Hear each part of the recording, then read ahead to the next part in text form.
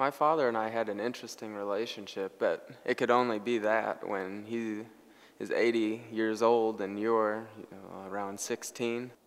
First time we ever met was in middle school when our two county schools became one. He was from the other school, and he was one of the first people I met from there.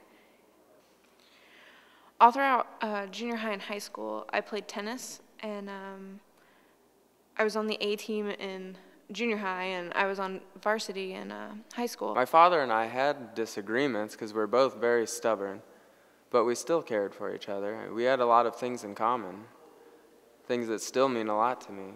Through middle school, we hung out a lot, and close to the end of middle school, he moved into my neighborhood. He would always come over, and we'd just hang out. He'd ride his lawnmower over because it was a cool thing to do. My parents really supported me, and my dad even made me like a makeshift tennis court in our backyard, and he would practice with me at least a few times a week. We loved his Trans Am. It's one of the fastest production cars in America, the 1973 Trans Am, and he owned it.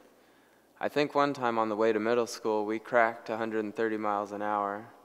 I was pretty sure we were going to crack the sound barrier, but I was too busy being scared, sunk down in the seat, because I thought we were going to rocket off the road. But we made it to school on time, and it was a good time. And later he gave me that car, and I broke the sound barrier in it myself. I would always go over and help him with his race car, too. He loved racing and was always rebuilding and fixing stuff, and I'd go over and most of the time just watch because I had no idea what was going on, but sometimes I'd be able to help. I could always hear him revving up his engine in the middle of the night even. I was 17, and there was kind of a county tournament. My dad got me into it, and I was playing a guy who was, I think he was like 25 or 26. About halfway through the third set, he called a timeout, and then he ended up just quitting the match, and he forfeited, so I was able to move on to the finals the next day. I got to the court the next day, and they had said that when he was driving home, he wrecked his car, and he was killed. We would often go to the mountains to photograph the changing aspens in fall, or the snowfall in winter. And actually, one of our favorite places to photograph the aspens, Berthoud Pass in Colorado, is actually where I ended up spreading his ashes. They recently got engaged just a few months ago. I was the first one to know before he even told her. He sent me a picture of the engagement ring the second he went and bought it.